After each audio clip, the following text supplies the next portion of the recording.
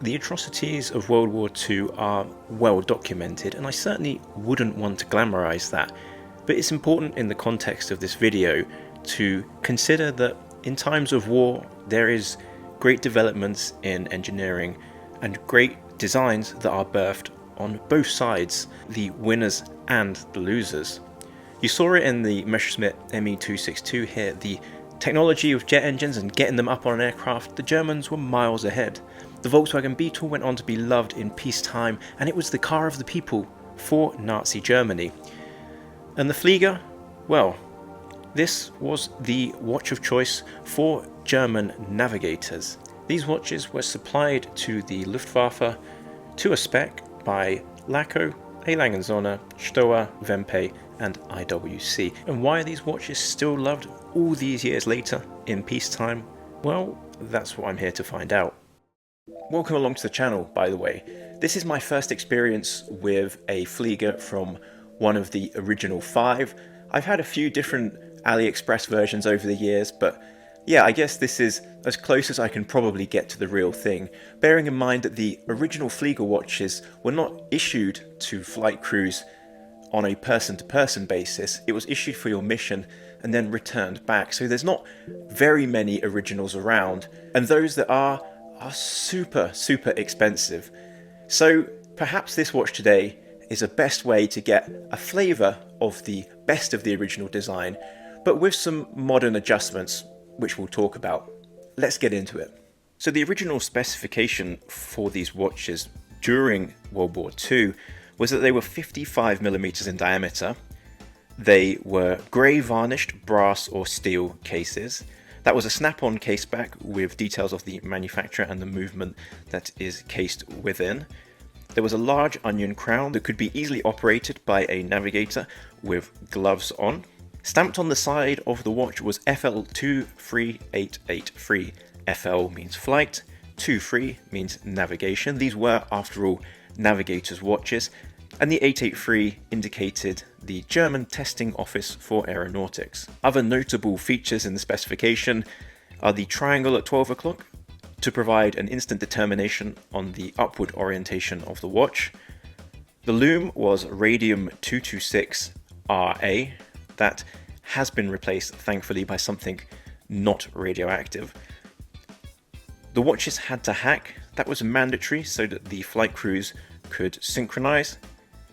And they were chronometer tested. There were 6 positions and 3 different temperatures. So these were highly accurate watches for the time. This LACO Munster 42 that you see in front of the camera today is a Type A, and these were in production only for a short period of time, 1940 through to 1941.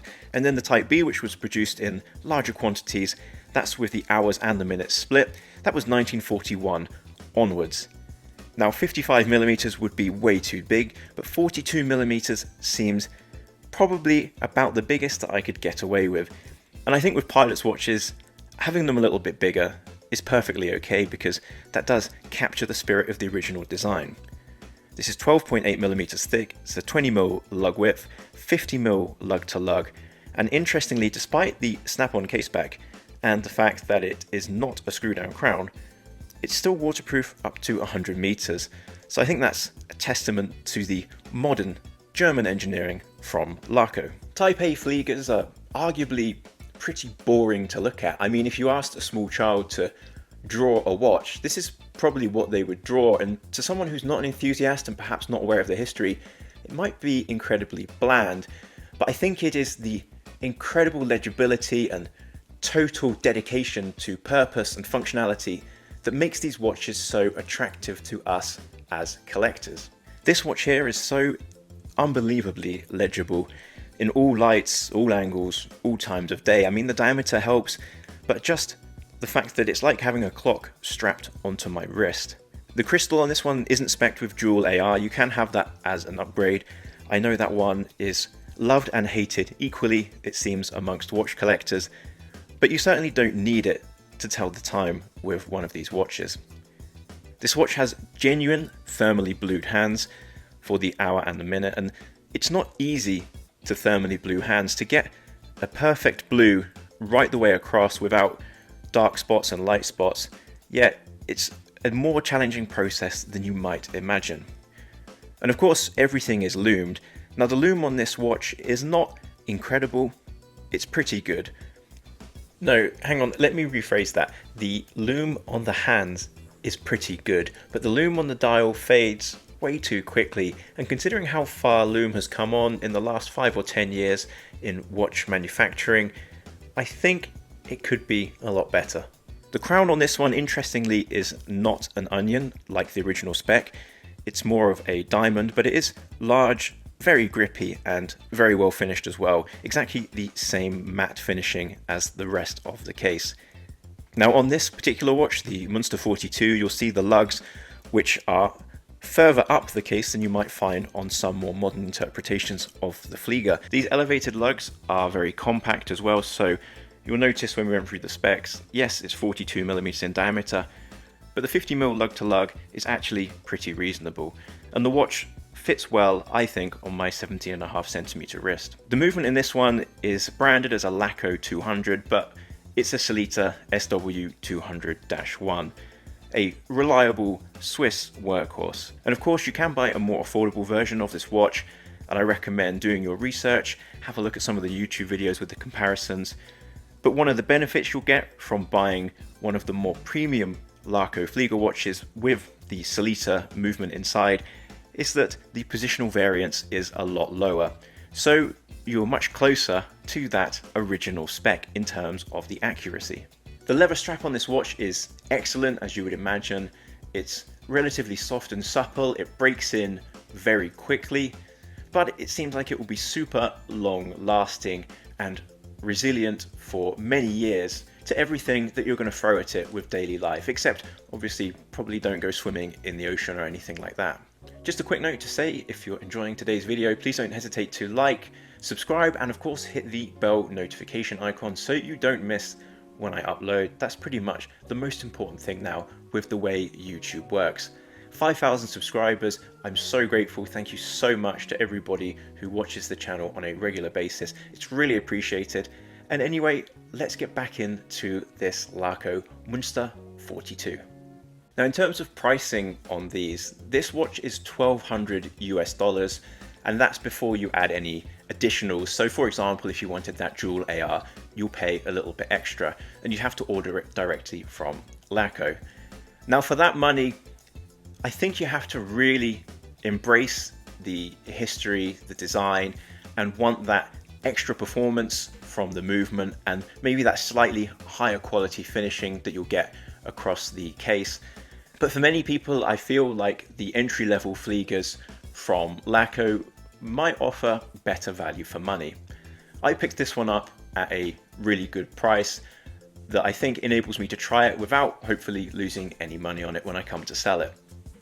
I'm not sure that personally I can see $1,200 US in this watch.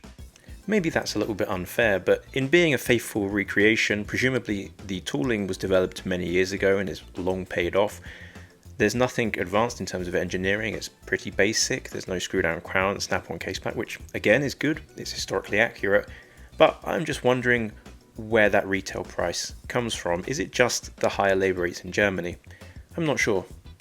But what there is no doubt about is that it gives you a fantastic, authentic experience of the original, but without the drawbacks of a 55mm case, which would be very difficult for most modern wrists, bearing in mind we're not walking around with flight suits on, and secondly, no radioactive loom. Outside of the question of value, I suppose the only other thing to ask is whether this watch would have been better with an onion crown, just to go the full hog of matching those original designs, seeing as every other part of it is so faithful. In general, it's really hard for me to find any major faults with this watch. The fit and finish is excellent, the QC is excellent, the tolerances are amazing, the crown action is absolutely lovely, the leather is superb. Aside from the aforementioned loom, the only gripe that I really have with this watch in the time that I've spent with it is that the blued hands are a little bit rough around the edges. I think at this price, considering the simplicity of the watch, diamond cut hands is a reasonable ask. Really, if you love the Flieger design And if you would like to own a watch from one of the original 5, and you would value the extra additions from the premium line and that little bit of extra accuracy, then I think this could be the watch for you. Is it the watch for me? No, but that's only because I tend to prefer more modern interpretations of aviation watches rather than historical designs. That's personal preference though. Objectively, yeah, it's super hard to pick faults.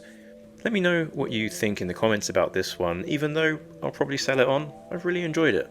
And I've certainly had a great time researching the Flieger and learning about the history of these watches. Anyway, thank you so much for watching. I hope you've enjoyed the video, and hopefully I will catch you on the next one. Cheers.